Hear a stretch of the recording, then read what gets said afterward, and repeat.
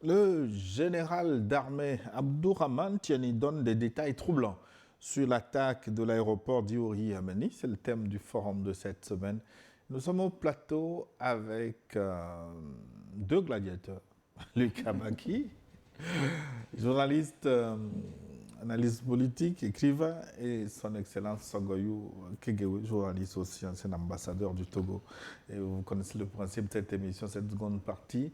Nous la partageons avec vous, fidèles téléspectateurs. Enrichissez cette émission avec vos contributions par WhatsApp, plus 228 96 08 43 43, ou directement sur les réseaux sociaux qui nous relaient en direct, Facebook et YouTube.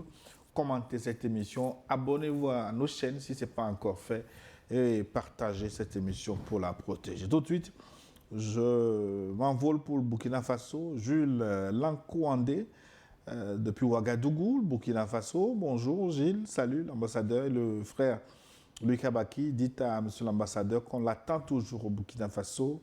Et je remercie le général Tiani.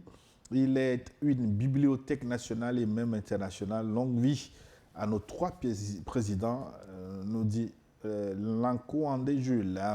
Bonjour nos bien-aimés Gilles, l'ambassadeur Sagoyou, Kegewe et Lucas Baki. Je vous espère en parfaite santé ainsi que vos familles respectives, tous joliment habillés. Merci, merci. Assinam Richard Tagba de Lomé Djidjolé. Cette question paraît très sérieuse, qu'elle devrait interpeller tous les pays africains en matière de sécurité, non seulement de leurs lieux stratégiques, mais aussi de leurs institutions.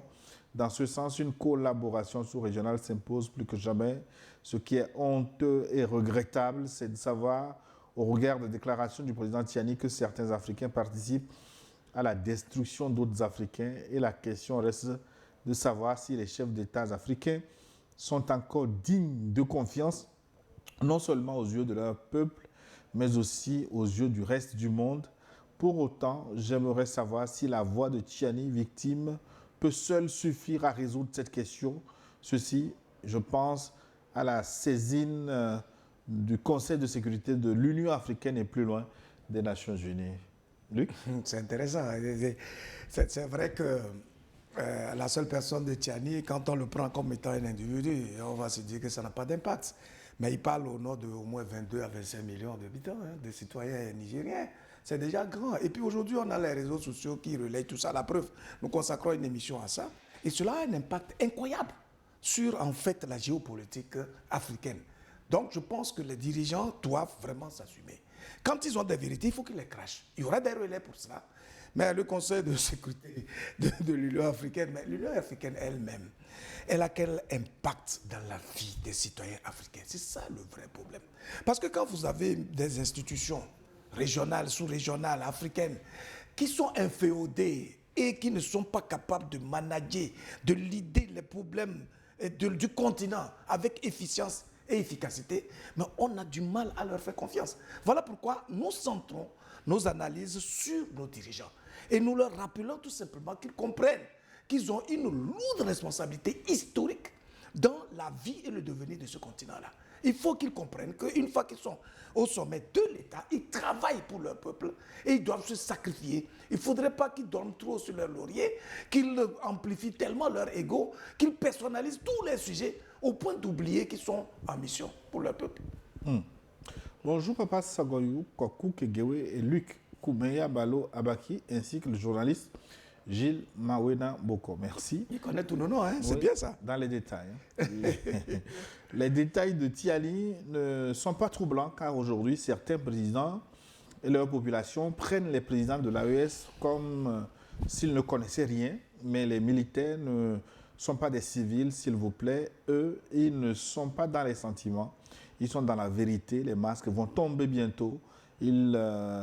Qu'ils le veulent ou pas, ce n'est que le début. C'est M. Koto Ogou, béninois, depuis Boaké, en Côte d'Ivoire. Un autre béninois maintenant, résident dans son pays. Long message. Bonjour Niwa TV. Nous devons savoir qu'il manque le patriotisme dans le sang des Africains. Les Africains trahissent leurs propres frères au profit de l'argent. Les dirigeants africains vendent leur pays pour de l'argent. L'Afrique a été rattrapée par le développement mondial. C'est à cause de cela que tous les Africains cherchent le plus tôt possible les biens de luxe et modernes, très chers, donc obligés de sacrifier leur peuple, leurs frères, leur pays. Alors l'Afrique devait savoir que tous ces pays riches et développés que nous voyons ont été bâtis par la souffrance de leurs grands-parents. Alors nous devons nous sacrifier, travailler nuit et jour pour rendre heureux nos petits-fils parfois. Je me demande si ces dirigeants à la tête de certains États africains servent à quelque chose, sont à la recherche de leurs intérêts personnels. Aucun d'entre eux ne défend même l'intérêt de leur peuple, de leur pays ou de leur continent. C'est seul en Afrique qu'on peut voir ces genres de choses. Sinon, aucun Chinois, Indien, Coréen, Russe ne peut jamais faire ces genres de choses. Vous êtes élus pour défendre vos pays et non défendre vos intérêts personnels et vos familles. Quand les autres pays du monde chantent en avant, d'autres pays africains chantent en arrière. Je me demande quand est-ce que le Dieu de l'Afrique va se réveiller pour redresser les Africains. C'est Cazoulé Mazabalo depuis Cotonou au Bénin. Excellence. Non, ben, le patriotisme des Africains, on en parle tous les jours ici. Ça dit que c'est une maladie dont on doit guérir. Et ce n'est pas des vieux déjà sclérosés dans leurs mauvaises habitudes. Il faut commencer avec les jeunes, les enfants même. Il faut commencer avec les enfants, monter avec les jeunes pour créer une nouvelle génération de citoyens africains. C'est utopique à première vue, mais des pays ont réussi ça. Il suffit qu'on s'inspire de ces pays. Non, je pense que c'est une question extrêmement sensible et importante qu'il faut prendre au sérieux. Cette question de patriotisme, cette question d'engagement pour la cause commune, etc., etc. Prenons simplement l'exemple du Mali. Il y a tout cela 5 ans, sinon avant l'arrivée de Tiani, vous savez, il y avait toujours des bouleversements là-bas. Il y avait une démobilisation totale. On avait l'impression que les citoyens maliens n'étaient pas patriotiques parce qu'ils se révoltaient contre leurs dirigeants. Il y avait du sabotage, etc. Mais quand Assimi Goïta est arrivé au pouvoir, il a commencé à exprimer une vision. Et il a commencé à mettre sur pied un certain type de leadership qui convainc le peuple du Mali. Vous voyez la discipline qui est instaurée là-bas. Vous prenez le cas du Burkina Faso, c'est la même chose. À un moment donné, du temps de Roch, tout le temps, il y a des manifestations. On a comme l'impression que ce n'est plus le pays des hommes intègres, etc. Vous voyez désormais comment les Burkinabés se moulent dans la dynamique tracée et initiée par Traoré. C'est pour dire qu'au bout du compte, on ne peut pas incanter cette notion de patriotisme. On ne peut pas l'inventer, on ne peut pas la décréter. C'est une question de leadership. Si le dirigeant se conduit en modèle inspirant, il incarne des valeurs humaines et il veille à la préservation et à l'amplification, à l'enracinement des règles du vivre ensemble, des règles d'équité. Il met l'être humain au cœur de tous ses choix politiques. Vous allez voir que de soi, cette situation ou bien ce besoin de patriotisme s'installe de soi et se construit de lui-même.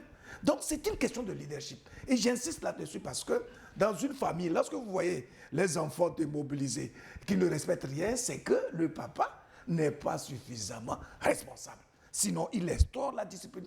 Et il y a les moyens coercitifs nécessaires pour conduire le peuple vers là. Mais à cette condition, que le dirigeant lui-même soit un exemple. Voilà pourquoi nous interpellons à tout moment et à chaque fois nos dirigeants pour qu'ils comprennent qu'ils ont une grande responsabilité. Il ne faudrait pas qu'ils dorment sur leur laurier, qu'ils soient dans une bulle qui leur donne le sentiment qu'une fois qu'on leur déroule le tapis rouge et qu'on les applaudit à chacun de ces passages, de leur passage, ça suffit largement. Non, ils ont une mission sacerdotale. Et si l'Afrique est démobilisée, si on n'est pas capable de se construire, si on n'est pas structuré par lui, son œuvre, c'est qu'il aura ainsi échoué, simplement. Bonjour, Néo TV, à vous, Monsieur Gilles. Bonjour, papa ambassadeur et tonton Luc. Les dirigeants amis de Macron et sa France doivent savoir que l'AES est réellement équipée en armement, comme quoi les faibles vont disparaître. L'AES s'efforce d'entrer dans le lot des grands afin de subsister. Il faut que la population prenne leurs responsabilités pour les contraindre à aller dans l'intérêt de leur peuple. Papa Tiani met à la lumière du monde la capacité de renseignement de l'AES et sa puissance de feu. Longue vie à nos dirigeants de l'AES, longue vie à l'AES, longue vie également au forum de New World TV. Paul Tapsoba, au pays des hommes intègres, le Burkina Faso. Un message du Bénin. Bonjour, j'espère que tu es prêt pour la seconde messe. Le général Tiani est une bibliothèque remplie de connaissances et c'est un président qui est très informé sur tous les plans. Le problème de nous, les Africains, c'est que nos dirigeants, les soi-disant démocratiquement élus, nous ont dirigés dans le mensonge et ils continuent de le faire. Mais c'est le contraire chez les militaires dans l'AES. Ils disent la vérité et c'est ça qui dérange beaucoup car nous ne sommes pas habitués, Gilles. Ça panique partout, même en France. C'est Louis Betchoevi depuis Porto Novo au Bénin. Bonjour mon frère Gilles, salut mon papa et mon frère Luc Baki, général Tiani. C'est un don pour l'AES, il connaît bien la sous-région avec ses révélations. Beaucoup vont se taire dans les jours à venir, que Dieu nous protège. Bonne journée et bon dimanche à nous tous. Madame Koulibaly Assitane Fofana, une malienne depuis Luxembourg. Un message du Burkina Faso.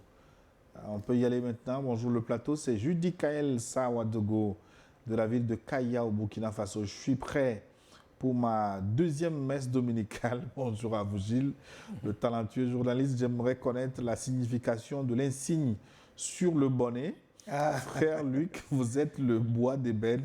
Et la suite, vous pouvez remplacer le baobab que j'ai nommé son excellence l'inamovible Sogoyou Kegewé. Arrêtons de nous leurrer. Le président Tiani nous rend vraiment service en expliquant ce que les autres ne veulent pas dire à cause de lui. Certaines vérités sont en train de sortir de la cachette sous le coup de la diplomatie. Quand Ibé a dit qu'il va dire la vérité à son peuple, certains ont critiqué pourquoi cacher à chaque fois la vérité sous la coupe de la diplomatie. L'hiver noir est déjà en œuvre. Les Africains noix de coco sont déjà en œuvre pour confier notre patrie aux colons. Nouvelle version. Excellence, expliquez-moi pourquoi en diplomatie, on ne doit pas dire la vérité. En avant pour la déconstruction mentale, en avant pour la décolonisation mentale. Je dis Kael Sawadogo de Kaya au Burkina Faso. Non, en diplomatie, on dit la vérité, seulement il faut l'enrober. C'est comme tu donnes un peu de nivakina à avaler à ton enfant, tu l'enrobes avec un peu de miel pour rendre ça valable. Parce que quand tu as un message à faire passer, même si le message n'est pas agréable, il faut le faire passer. Seulement, il faut le présenter intelligemment. Pour venir maintenant à mon insigne. à ton insigne sur le chapeau, au fait, à première vue, c'est la svastika, la croix gammée. Donc, bon, je ne sais pas, celui qui a fait ce chapeau a certainement un sens pour disons, la croix là. Oui, mais vous nous aviez donné la signification une fois déjà sur ce plateau. Oui. Donc. C'est de quelle croix il s'agit? Non, la croix gammée, c'est la croix des nazis. Non, mais vous nous disiez qu'il ne s'agissait pas de la croix gammée là. J'avais dit quoi déjà?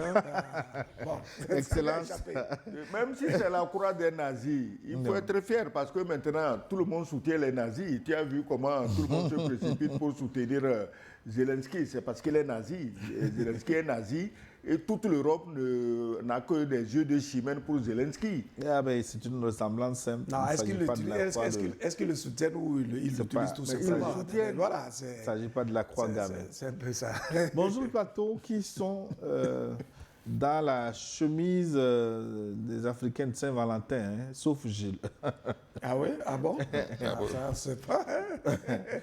Mais mes soucis, bah, on va les relayer. Que disent ou pensent les populations de ces pays cités par Tiani?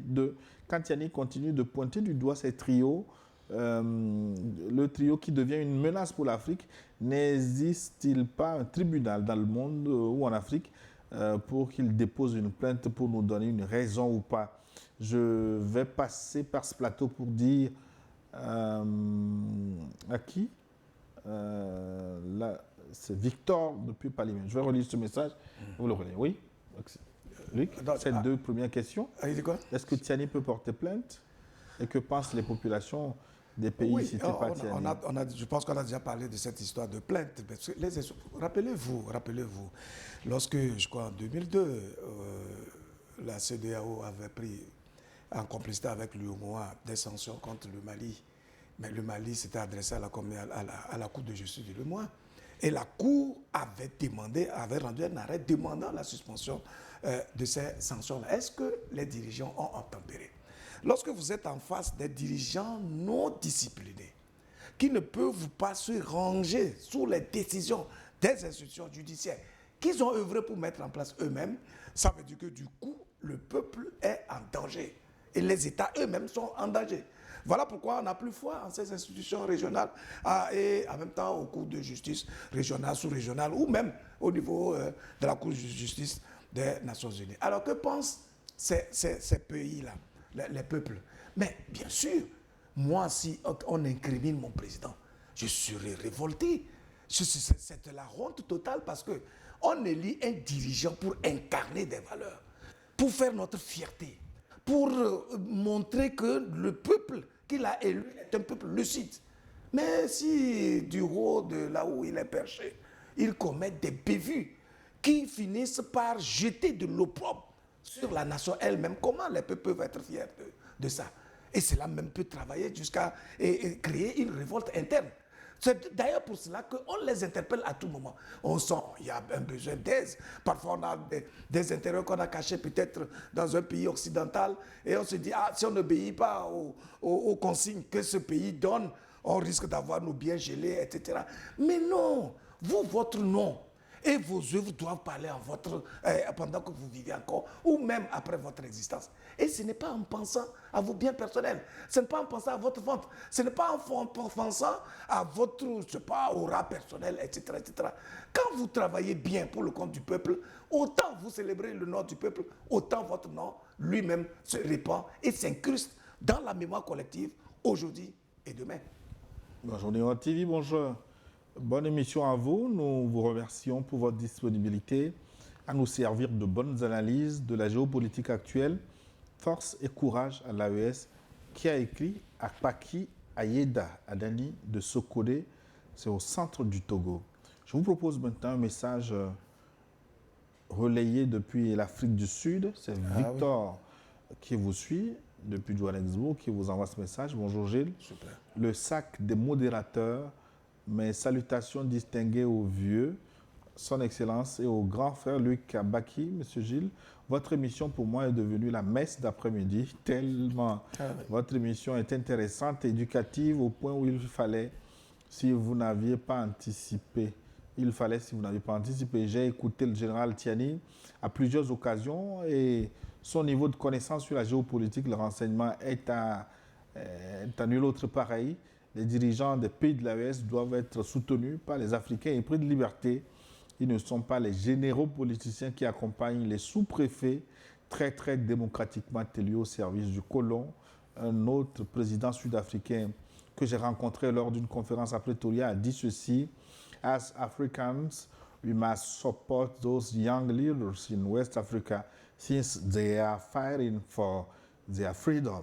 Merci une fois de plus à vos invités pour l'éclairage et l'éveil des consciences. Que Dieu Tout-Puissant continue de nous protéger et surtout nos dirigeants panafricanistes. Victor, depuis l'Afrique du Sud. Ouais. De l'Afrique du Sud, nous allons à Bamako. Mahaman Mbarakou, Mali. Bonjour le plateau. Nos hommages à nos chers frères sur le plateau. Nous ne devons pas nous étonner de l'efficacité des services de renseignement du Niger qui ont été hérités de la période de Séni Kountché. Nous disons en son temps que les murs ont des oreilles et que même sur son lit, tu ne peux échanger certaines choses avec ta femme, tellement les services d'enseignement sont redoutables. C'était ça. Je souligne que tous ces laquais ont la corde au cou à cause des casseroles qu'ils traînent en Occident. Il s'agit de quelqu'un pour les États-Unis, l'autre, notamment en France.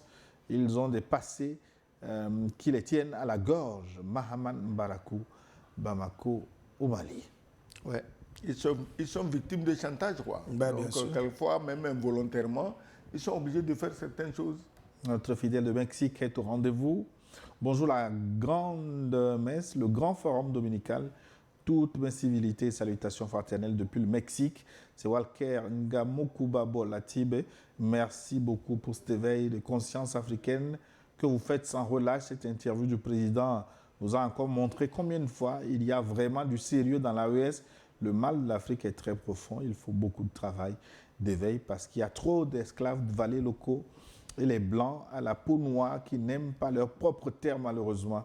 Papa Sagoyou, continuez dans ce travail d'éveil, s'il vous plaît. Vive l'Afrique libre et souveraine. Vive la révolution populaire progressiste africaine qui a fait ses débuts dans le Sahel grâce aux 3 étoiles polaires qui finiront par se propager dans tous les coins et les recoins de l'Afrique. Merci. Sur un mot sur cette notion de sérieux dans l'AES. Vous voyez, on est en train de vanter ici les mérites de Tiani parce qu'il a une pensée structurée, il a une mémoire d'éléphant, on le qualifie même de bibliothèque extraterrestre. Vous croyez que c'est des qualités qu'on décrète comme ça? Non. C'est qu'il faut s'appliquer à une cause. Si vous n'avez pas une hygiène de vie, si vous ne fondez pas votre propre vie à une cause commune, au point d'en faire une obsession qui fait que tous les jours, votre préoccupation, vous êtes obsédé par l'idée de performer pour votre peuple, vous ne serez pas capable de ce genre de performance lorsqu'on vous tend le micro. Parce que la structure de la pensée dépend de l'exercice que vous avez eu à faire tous les jours, de l'énergie que vous avez investie en termes de réflexion, d'analyse, de recherche et de la compilation que vous avez faite des faits. Vous pouvez les connaître sans être capable de les structurer et de les rendre pour convaincre les autres. Donc ça veut dire que le travail du dirigeant, c'est un travail extrêmement sollicitant, où votre énergie ne doit servir qu'à ça. Mais si vous êtes préoccupé par l'enrichissement personnel, si vous êtes préoccupé par les femmes, par tout ce qu'il y a de distrayant et qui vous plonge dans la chair de façon très ferme et de façon à vous incruster à ce genre de réalité éphémère, vous ne pourrez jamais être capable de ce genre de performance tout à fait exemplaire. Et donc voilà pourquoi nous sommes obligés et nous n'avons pas d'autre choix que de soutenir ces genres d'initiatives-là parce qu'elles rendent compte de l'humanité de ces leaders des pays de l'AES. Je crois qu'il y a une certaine connaissance de l'histoire qui est obligatoire en Afrique. Si on n'a pas cette connaissance, on se laissera toujours berner par le premier blanc venu qui se prend pour un demi-dieu et puis on le suit. Est-ce que tu sais qu'au temps de l'esclavage, les blancs qui venaient avec leurs bateaux sur la côte, ils viennent, certains chefs leur vendent des esclaves. Mais quand le négrier se rend compte qu'il n'a pas atteint le quota souhaité, qu'est-ce qu'il fait? Mais on attrape le chef et sa femme qui avait commis l'imprudence de l'accompagner sur la plage. On les attrape, on les met au fer et on jette dans le bateau pour aller vendre. Voilà, pour faire le chiffre. Alors, jusqu'à aujourd'hui, nous sommes dans le même schéma. Les chefs qui les suivent seront mis au fer. Ils n'échapperont pas. Je crois qu'il faut enseigner certaines histoires aux Africains. Il faut enseigner surtout l'histoire de Haïti. Je souhaiterais que les présidents de l'AES, puisque eux, ils sont déjà sortis de la mélasse et ils voient plus clair que les autres, qu'ils sollicitent des historiens de Haïti, qu'on leur dise ce qui est arrivé à Haïti et qui est en train de nous arriver. Surtout qui est en train d'arriver au pays de l'AES, qui ont commis la même erreur que Haïti en voulant être indépendants trop tôt. Donc il faut enseigner une certaine histoire à nos enfants. Ce n'est pas seulement ceux qui vont en faculté d'histoire géo, non. Même depuis le collège, il faut qu'on leur enseigne l'histoire, pas de la Deuxième Guerre mondiale, machin, où on nous a dit que les nazis étaient les méchants et aujourd'hui, on voit tout le monde soutenir les nazis. Donc, on est guéri de ces mensonges. Donc, il faudrait qu'on nous enseigne la vraie histoire qui va édifier les enfants africains, savoir qu'il n'est pas question qu'un noir soit indépendant, qu'un noir soit libre, qu'un noir puisse jouir de ses richesses, tant que ces gens-là sont là. Voilà. Thank you, Mr. Ambassador. Thank you, Mr. Ambassador. I'm switching in English because the following message is in English. Thank you. So from Cameroon, Mr. True Mamle, Mr. Ambassador will translate. Good morning, brother. My name is Mamle and my YouTube channel name is True Mamle. I've been translating your videos and sharing them on my channel. I wanted to ask permission from you if it's okay for me to continue, and also if there is a way I can donate to support your channel for the great work you're doing. Thanks so much. I wait for your reply. Have a great day. Il a commencé à traduire. Non? Je n'ai pas. It's possible to get support. Which kind of support? Bah, il demande s'il y a un moyen pour soutenir la chaîne. Il veut donner des ressources. C'est-à-dire qu'en fait, qu'il a commencé à traduire voilà, les trucs sur notre chaîne, sur leur chaîne, c'est sa chaîne. Ça doit lui faire du monde. Hein. Bah, bon, il demande d'abord s'il est autorisé à le faire et par quel moyen il peut contribuer. Il garde contact avec lui pour en discuter après. C'est pas hors antenne. Mais bien sûr, puisque je vais relayer son message aux premières autorités et donc j'aurai la réponse. Voilà, allez transmettre. Bonjour le plateau. Si les Africains étaient sérieux, c'est une commission d'enquête qu'il faut mettre sur place pour établir les faits et les rendre publics les résultats après les déclarations du président Tiani. Il donne ainsi un coup de pied dans la fourmilière. Il ne s'accommode pas des principes de la diplomatie qui veulent qu'un chef d'État se réserve de certaines déclarations publiques. Le président Tiani est garçon, sa bouche ne porte pas qu'à leçon et les autres le savent déjà.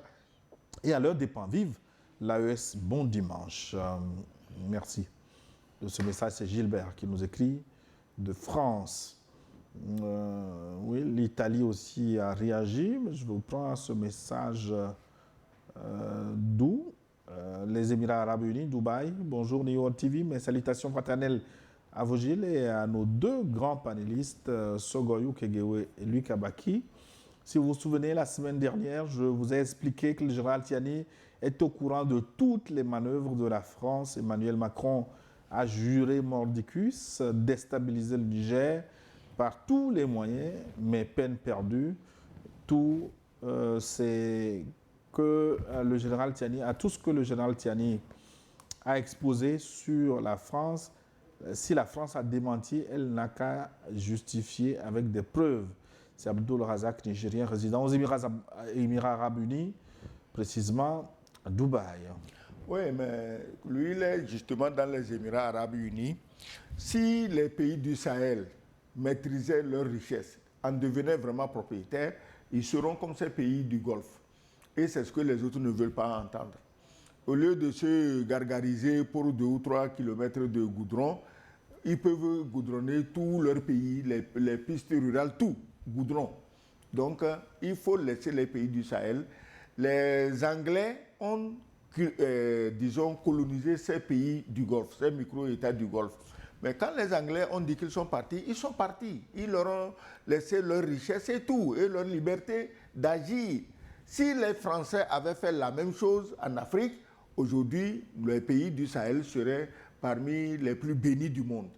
Et c'est ce pourquoi 3 leaders sont prêts à sacrifier leur vie pour que leur population demain cesse d'être des mendiants. Bonjour, M. Gilles. Bonjour, plateau. C'est Ibrahim Bourkinabé à Philadelphie. Aux États-Unis, les dirigeants de la CEDEAO ont leur doigt dans la bouche de leur maître. C'est pour cela qu'ils ne peuvent pas décider d'eux-mêmes de peur de perdre leurs dirigeants et biens immobiliers hors d'Afrique. Je reste encore aux États-Unis. Bonjour le plateau. Tout juste vous faire remarquer que le présentateur de l'information a fait une erreur de date aujourd'hui. C'est le 15 et non le 14 février. C'est le 15, oui. Ben, le 14, hier, c'était la fête des Non, amoureux. le 14 février, c'est Saint-Valentin qui lui est collé au cerveau. Bon, il parlait de quelle information? Moi, je ne sais pas si tu as... Peut-être que tu as parlé lapsus, tu as parlé de 14. Je ne sais plus. C'est Saint-Valentin qui lui est collé au cerveau. Bonjour Gilles, mes respects à l'ambassadeur, notre baobab Sogoyou Kegewe et Luc. New World Forum, la chaîne qui défend la dignité des Africains. Merci à vous, M. Luc et M. l'ambassadeur, pour votre connaissance du Sahel et des peuples sahéliens. Il y a 2 ans, la personne ne connaissait l'AES. Aujourd'hui, chaque organisation occidentale court pour discuter avec cette alliance. Le président Tiani parle au peuple de certains pays de la CEDEAO, car nous, Sahéliens, nous savons déjà qui est... Je censure ces 2 noms. Nous espérons le réveil des autres Africains qui sont aveuglés par le mot démocratie, qui viennent souvent sur les plateaux pour expliquer que le 49.3 est une démocratie. Nous ne voulons pas de démocratie aux nombreux morts. Nous préférons nos gouvernances de l'AES. Omis Yabré, burkinabé résident à Liège, en Belgique. Il me semble que ce message vient de France, plus 33. Oui, c'est notre cher Cyril qui vous dit bonjour à vous. Lui qui est à l'ambassadeur, la déclaration du président Tiani expose de manière frontale le Bénin et la Côte d'Ivoire. Mais une communication martiale de la part de Niamey n'est-elle pas une erreur stratégique? La France n'attend que le moindre prétexte pour légitimer une confrontation ouverte avec l'AES. À mon sens, l'AES gagnerait à laisser le coq s'étrangler dans son propre vacarme sans lui offrir l'occasion qu'il recherche. La France a testé avant-hier un missile balistique tiré depuis un sous-marin. Est-ce un hasard? Face à cela, la seule voie lucide pour l'AES est de se concentrer sur son développement, de solidifier ses propositions et de poursuivre méthodiquement le renforcement de sa défense. Excellent dimanche à tous. C'est Cyril qui Personne n'est allé en France pour faire la guerre. Même si le Niger dit déclarer la guerre à la France, c'est déclarer la guerre à la France qui viendrait pour envahir le Niger. Ce n'est pas pour faire paquetage avec 850 soldats, avec nourriture et argent pour aller envahir la France. Le Niger n'est pas dans ce schéma. Mais si vous attaquez le Niger, appelez-vous France, appelez-vous n'importe quel pays vous voulez, mais le Niger fera la guerre. C'est tout à fait normal. Le Niger n'est pas à la recherche de la guerre. L'AES n'est pas à la recherche de la guerre. Ils sont à la recherche du développement pour leur population. Ceux qui veulent leur amener la guerre veulent, disons, freiner ce développement au bénéfice des populations. Et les dirigeants de l'AES ne se laisseront pas distraire. Ils iront aux armes quand ils sont obligés, quand ça devient une question de vie ou de mort pour eux et pour leur population. Donc, c'est normal qu'ils disent que la France va trouver un prétexte. Mais n'oubliez pas, nous sommes dans un monde multipolaire. Si la France teste des missiles, c'est bien. Mais il y a missile dans missile. Hein. Et puis, non, je pense qu'il parle de la communication, de ce langage très franc et direct qu'il lui reproche parce qu'il estime qu'on peut trouver des poux dans un crâne rasé à partir de ce type de langage. Non. Vous savez, quand un dirigeant parle, il parle au nom d'un peuple. Mais il parle en même temps à ce peuple-là. Et de façon élargie à tous ceux qui pourraient écouter et comprendre justement la cause que lui, il est en train de défendre. À travers ce langage-là, le général Tiani mobilise des consciences autour de la cause des pays de l'AES. C'est ce qu'il faut comprendre sur le plan stratégique, en termes de communication. C'est ce qu'il faut comprendre. Ça veut dire que si jamais une puissance quelconque, si grande soit-elle, prenait prétexte sur ce qu'il dit pour créer des représailles, etc., la conscience est déjà mobilisée. Et donc, la preuve, c'est que nous sommes ici en train de relayer ce qu'il a dit, on décortique cela et on continue à mobiliser ces gens de conscience-là. Donc, les dirigeants de l'AES ne sont pas allés à Harvard, ils n'ont pas fait les sciences politiques, ils sont tout simplement naturels. Ils appréhendent l'environnement, le réel, et ils le transmettent comme tel. C'est ce qui explique qu'il y a une telle mobilisation, une chaîne d'ensemble derrière eux, et qui constitue véritablement leur force aujourd'hui.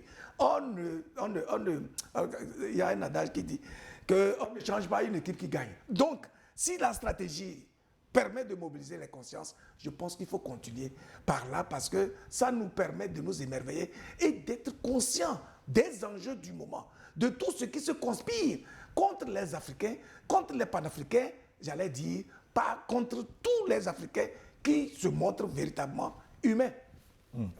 Des messages venant d'un peu partout. Les prochains messages nous viennent de Mayotte. Après Mayotte, je vais vous relayer un message du Burundi. Après le Burundi, les Pays-Bas. Oui, vous êtes écoutés de par le monde entier. C'est le monde dans son ensemble. Pays-Bas. Ah, d'accord. Hollande. Un très beau pays. Bonjour à tous. S'il vous plaît, arrêtez de dire que les dirigeants africains sont soumis à Macron. Nos chefs d'État sont soumis aux oligarques locaux qui ne voient que leur profit. Les oligarques africains se foutent royalement du peuple. Ce sont eux qui soutiennent nos présidents. C'est Boban qui nous envoie ce message de Mayotte. Oui. Oui. On est sous des cieux différents. Et il parle par rapport à ce qu'il voit ou par rapport à ce qu'il vit. Mais nous, en Afrique de l'Ouest, on n'a pas encore des oligarques capables de soutenir des régimes. C'est vrai, ils ne sont pas tous pauvres. Il y a des gens qui ont l'argent qui peuvent soutenir les régimes. Aujourd'hui, au Burkina Faso, les hommes d'affaires, des plus prestigieux aux plus humbles, se sont mis d'accord pour aider à construire le Burkina. C'est-à-dire qu'ils cotissent de l'argent, ils mettent de l'argent et ça sert à construire le Burkina et non à renforcer un régime contre son peuple. C'est le contraire. Donc, si tu vous là-bas, il y a des oligarques, il ne faut pas chercher loin pour trouver d'où ils viennent. Mais même les puissances occidentales, on ne va pas dire que Trump est libre de ses choix. Il dépend des oligarques américains. Macron dépend des oligarques français, etc., etc. Mais chez nous, malheureusement, si vous voulez, il n'y a même pas... Tu as vu les dossiers Epstein, on voit bien qui dépend de qui. Ah bah là, donc... Voilà. Bonjour, cher Boko. Maintenant, c'est le Burundi et le brillant plateau. La France attaque et pille les pays de l'Afrique depuis plus de 5 siècles. Avec l'esclavage, la traite négrière depuis le XVIe siècle, la colonisation depuis le XVIIIe siècle et la néocolonisation qui dure depuis les années 60. La France n'est pas encore rassasiée de ressources naturelles africaines. Elle a bâti son modèle d'existence et de développement sur le pillage des ressources naturelles en Afrique et elle ne veut pas du tout changer. Il faut la foutre dehors, de gré ou de force, s'il le faut. Sinon, les colonies pseudo-indépendantes de la France en Afrique subsaharienne seront dans 200 ans comme Haïti aujourd'hui. Voilà. Haïti aujourd'hui est le véritable miroir de ce que sera les néocolonies françaises en Afrique subsaharienne si rien n'est fait pour chasser définitivement la France de l'Afrique subsaharienne. C'est Nzengi Mussien Marie à partir de Bujumbura au Burundi, capitale politique de l'Afrique pendant 1 an. Merci, voilà, mon cher. Oui, ils sont présidents de l'UA, l'Union africaine. Exactement. Voilà. I wish to congratulate New World TV. I'm very impressed by the quality of the debate between Louis Kabaki and Ambassador. My question is to Louis Kabaki because he talked about integrity. Do African countries need a ministry of integrity? This could be something new for African nations. Thanks. C'est Eric Mengio de Netherlands. Need the Minister of what? Of Integrity. Intégrité. Ministre d'intégrité. Oui. Oui, mais pourquoi pas, s'il le faut, si on remplit ce concept du sens qui lui sied et on charge ce ministère-là de ce qu'il faut, de tous les nutriments nécessaires qui permettent de former des citoyens interconscients, responsables, qui savent que même dans une portion très limitée, ils peuvent toujours contribuer à la vie de la nation, qui peuvent travailler de sorte que tous les citoyens, en tout cas tous ceux qui naissent sur un territoire national, comprennent qu'ils ont aussi bien des droits que des devoirs, qui ne dorment pas sur leur laurier, etc. Mais c'est tant mieux. On ne veut que ça, parce qu'il faut ce travail-là de fond pour pouvoir avoir des citoyens de qualité. Parce que quand vous n'avez pas des citoyens de qualité, vous ne pouvez pas espérer créer de la richesse, ni même contribuer à éveiller des consciences par des nutriments intellectuels, moraux et spirituels, etc., etc. C'est tout un travail de fond. Et je suis abasourdi de constater que nos dirigeants ne mettent aucun accent particulier sur ces aspects-là qui, normalement, doivent être les fondamentaux à partir desquels on peut espérer développer un pays. Parce que c'est l'homme, l'être humain, qui est donc l'instrument de base, qui est donc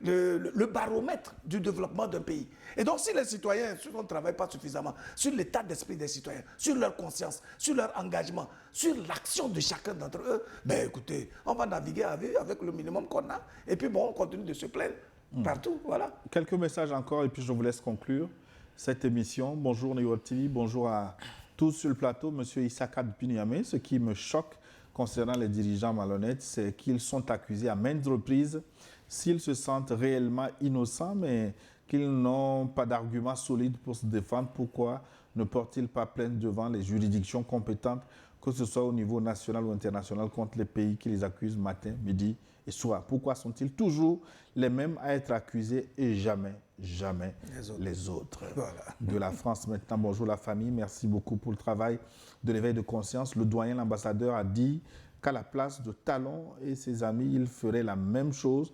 Le connaissant, je ne pense pas. Je pense plutôt que c'est l'heure pour ces valets locaux de venir trouver refuge dans l'AES en changeant de mentalité avant qu'il ne soit trop tard. L'unité, ce n'est pas de l'uniformisme, mais c'est ce que l'AES nous montre.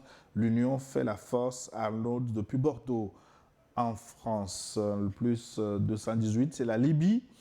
La Libye vous écoute également. Et bonjour Gilles, bonjour Luc Abaki. C'est dommage. Bonjour tonton Sogoyou Kegewe, comment allez-vous? Je veux juste dire merci beaucoup pour tout ce que vous faites pour les Africains noirs. C'est vraiment extrêmement important d'éveiller les consciences de la population africaine car les dangers qui nous guettent sont énormes et visibles à l'œil nu. Luc Abaki est mon analyste préféré au monde et je l'apprécie énormément. C'est Bakary Keïta depuis la capitale libyenne, Tripoli. Merci beaucoup et bonne journée. À propos de la Libye, profitons-en pour déplorer l'assassinat lâche de Saïf al-Islam, le fils du guide Mohamed Kadhafi. Ce type était appelé à réunifier la Libye, mais lâchement encore, ils l'ont assassiné. C'est ce qui est vraiment regrettable. Ce n'est pas la première fois. À Zentan, où on l'a tué en 2011, au moment de la guerre en Libye. Un commando avait été envoyé déjà pour l'assassiner. Et seul un autre commando russe l'a sauvé. Je ne sais pas pourquoi cette fois-ci il a commis l'imprudence de retourner vivre là-bas tranquillement, sachant que ceux qui alors voulaient le tuer sont encore là. Paix à son âme. Bonjour Nio TV et bonjour Gilles et Luc. Notre cher papa Sogoyou, merci beaucoup pour le veille des consciences chaque dimanche. Pour le thème du jour, pour moi, le général Tiani a tout expliqué et tout est clair. Ceux qui disent le contraire, qu'ils sortent avec leurs preuves et démontrent que c'est faux au lieu de se limiter à dire simplement qu'on est jaloux de messages signés Kobanka, un citoyen des pays des hommes intègres depuis l'Italie. Bonne suite à vous. Buona giornata il mio amico Gilles. Voilà. Malheureusement, je ne comprends pas italien. Non, non, du tout. Simplement, il dit bonne journée à mon ami Gilles. Bonjour mio amico. Alors, Mbote Gilles ainsi qu'à toute l'équipe de Nio TV, mes hommages à tonton Luc et papa Sogoyou.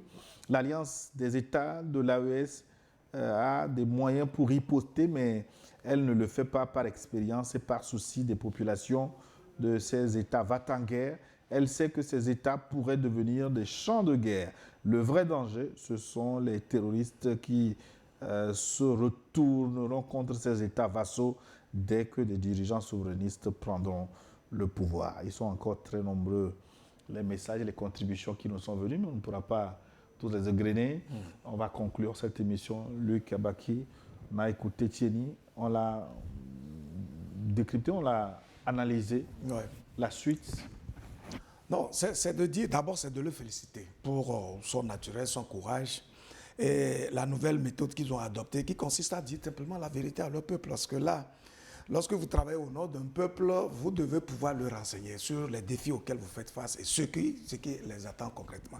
C'est ça qui permet l'éveil des consciences, mais surtout aussi la mobilisation de ces consciences-là autour donc, des défis qui vous attendent. Je pense qu'il faut vraiment les féliciter. Et d'ailleurs, encourager l'ensemble des pays de l'AES à continuer sur cette voie-là où on défait les nœuds qui étaient donc dressés par le passé dans les langages de bois où on cache des trucs, alors qu'en réalité, il suffit de mettre les gens en contradiction avec le narratif frelaté qu'ils servent au peuple pour qu'ils comprennent que, attention, il faut vraiment qu'on fasse attention. Parce qu'aujourd'hui, on a suffisamment de créneaux par lesquels on a accès à l'information, à la vérité des faits.